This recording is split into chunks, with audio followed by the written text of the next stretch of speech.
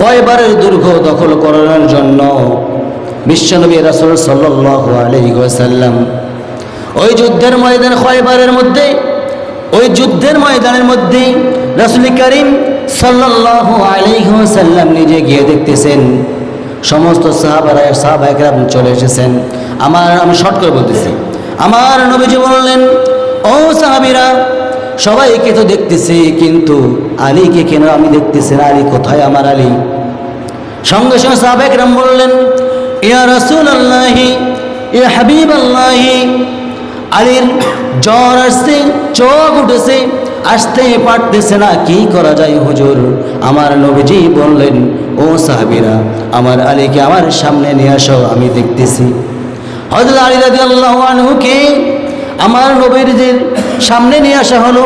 নিয়ে আসার সঙ্গে সঙ্গে আলীকে বলতেছেন, ওরে আলী, তোমার কি হয়েছে? হুজুর, আমার জ্বর চলে আসছে, চোখ উঠেছে। আমার নবীজি হাতের মধ্যে থুথু নিক্ষেপ করলেন, চোখের মধ্যে লাগাইয়া দিলেন। আমার নবী যখন হযরত আলী রাদিয়াল্লাহু আনহুর চোখের মধ্যে যখন থুথু নির্লিপন করে দিয়ে দিলেন, আগের চাইতে উত্তম, আগের চাইতে আরো উজ্জ্বল চোখে রূপান্তরিত হয়ে গেল। বলি সুবহানাল্লাহ। তুমুল যুদ্ধ শুরু হয়ে গেছে, খয়বার দুর্গ দখল হচ্ছে না, তুমুল যুদ্ধ শুরু হয়ে গেছে। হযরত আলী রাদিয়াল্লাহু তাআলা আনহু বাম হাত দিয়া, তার হাতের মধ্যে ঢাল ছিল না, তরবারিও ছিল না, বাম হাত দিয়া একটা 40 মণ ওজনের দরজা যখন এইভাবে ধরেছেন, ধরানোর সঙ্গে সঙ্গে 40 মণ ওজনের দরজাকে হাতের মধ্যে ছিটকে চলে আসছে।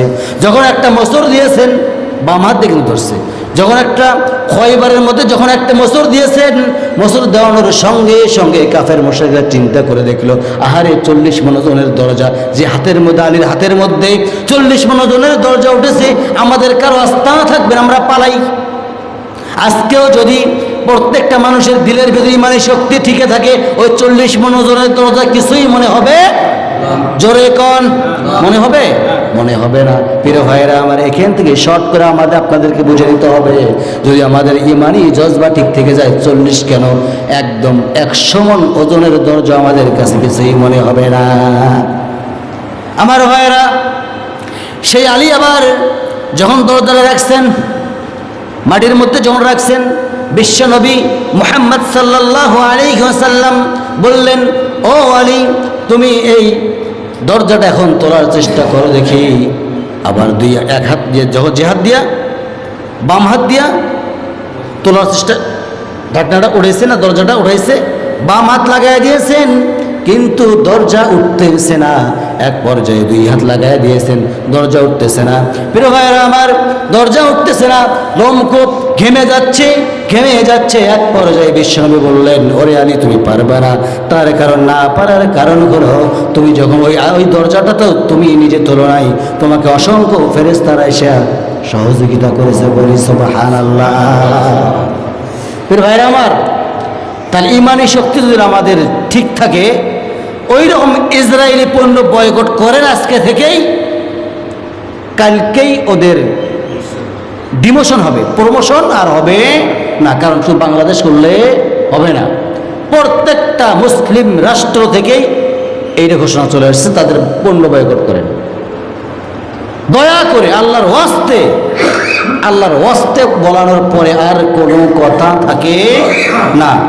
আমি আপনাদের হাতে পায়ে ধরে বলতেছি, আল্লাহর ওয়াস্তে ইসরায়েলি পণ্য বয়কট করেন, তাহলে আমাদের বিপদ 100%। করবেন তো সবাই? জোরে কোন একটু। নামাজ না পড়লেও চলবে? নামাজ পড়া লাগবে না? নামাজ পড়া লাগবে তো ইনশাল্লাহ?